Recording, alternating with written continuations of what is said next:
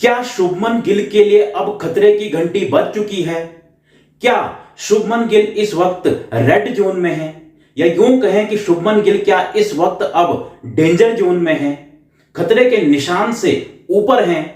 जी हां, शुभमन गिल के बारे में ये सब बातें इसलिए हो रही हैं क्योंकि शुभमन गिल की जो इस साल परफॉर्मेंस रही है, चाहे वो टेस्ट हो, वनडे हो या फिर T20 हो, इन सब में शुभमन गिल की जो परफॉर्मेंस रही है उससे कहीं ना कहीं अब उनके टीम से बाहर होने के चांसेस बहुत ज्यादा बढ़ गए हैं। शुभमन गिल को अब टीम से बाहर भी किया जा सकता है और इसकी वजह सिर्फ एक ही है, शुभमन गिल की परफॉर्मेंस। शुभमन गिल लगातार जो है सिलेक्टर्स और टीम मैनेजमेंट को मजबूर कर रहे हैं उनको बाहर करने पर। हालांकि सिलेक्टर्स जो है शुभमन गिल को पूरा सपोर्ट कर रहे हैं, टीम मैनेजमेंट जो है शुभमन गिल को लगातार मौके दे रहा है और साल 2023 में जिस तरह से शुभमन गिल ने परफॉर्म किया था, उन्होंने ढेर सारे शतक बनाए, ढेर सारे रन बनाए। उसके बाद शुभमन गिल को प्रिंस कहा जाने लगा था। प्रिंस इसलिए कहा जाने लगा था क्योंकि विराट कोहली जो कि क्रिकेट के किंग हैं, उनके बाद ऐसा माना जाने लगा था कि विराट कोहली के रिकॉर्ड के आसपास ये बराबरी अगर कोई कर सकता है तो वो शुभमन गिल हो सकते हैं और इसलिए उनको लोग प्रिंस कहकर पुकारने लगे थे। लेकिन उसके बाद से शुभमन गिल जो है वो लगातार फ्लॉप हो रहे हैं। पिछले साल वनडे के वर्ल्ड कप में शुभमन गिल एक दो पारियां छोड़ दें तो वो वहां भी फ्लॉप हुए हैं। उसके बाद जो T20 हुए हैं, चाहे वो अफगानिस्तान के साथ हो या फिर और टीमों के साथ हो, शुभमन गिल वहां भी लगातार फ्लॉप हुए हैं। इस साल टेस्ट मैचेस में भी अगर एक आधी पारी को छोड़ दिया जाए तो ज्यादातर मौकों पर वो फेल ही हो रहे हैं। और शुभमन गिल के लिए इससे बुरी बात क्या हो सकती है कि शुभमन गिल जो है इस साल सबसे ज्यादा जीरो पर आउट होने वाले बल्लेबाजों की जो सूची है उसमें टॉप पर हैं।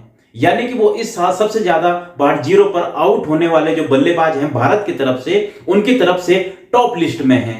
पहले नंबर पर जसप्रीत बुमराह हैं जो 4 बार जीरो पर आउट हुए हैं इस साल।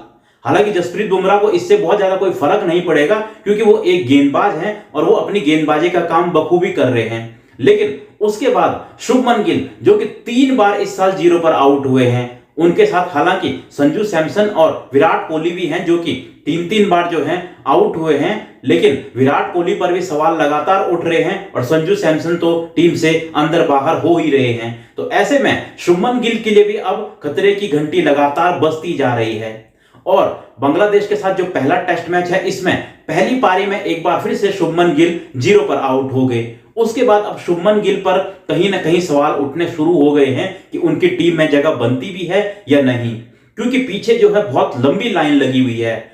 और जब रोहित शर्मा आज जल्दी आउट हो गए थे तो उसके बाद जायसवाल जो कि अटैकिंग बैटिंग कर रहे थे, उनके साथ जरूरत थी वहां पर साथ देने की, जो कि लग रहा था कि शुभमन गिल देंगे, लेकिन ऐसा हुआ नहीं और पता ही नहीं चला कि शुभमन गिल कब आए और कब चले गए। और शुभमन गिल जिस जगह पर बैठे हैं उस जगह के लिए पीछे बहुत ज्यादा दावेदार हैं और बहुत ज्यादा टैलेंटेड दावेदार हैं।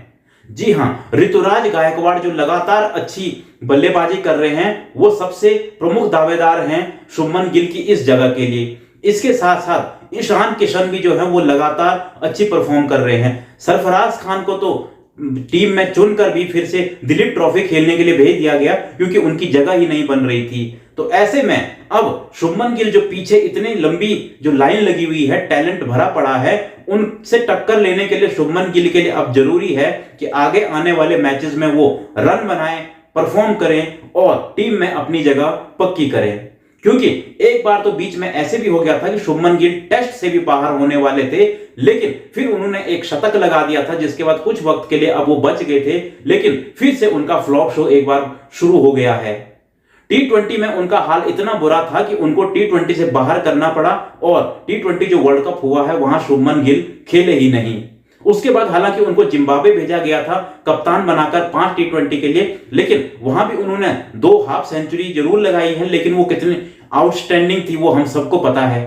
जी हाँ, वो कोई मैच विनिंग पारियां नहीं थी वहां, बल्कि जो और बल्लेबाज थे, अभिषेक शर्मा जैसे युवा बल्लेबाज, उन्होंने अपनी छाप छोड़ी थी। तो अब शुभमन गिल के लिए खतरे की घंटी बज चुकी है, डेंजर जोन में वो आ चुके हैं और अगर इससे बाहर निकलना है तो उसका एक ही फॉर्मूला है, रन बनाइए, रन बनाइए और रन बनाइए। अब देखना होगा कि दूसरी पारी में और अगले टेस्ट मैच में शुभमन गिल क्या कमाल कर पाते हैं, और अगर ऐसा नहीं हुआ तो फिर उनके बाहर होने के चांसेस बहुत ज्यादा बढ़ जाएंगे।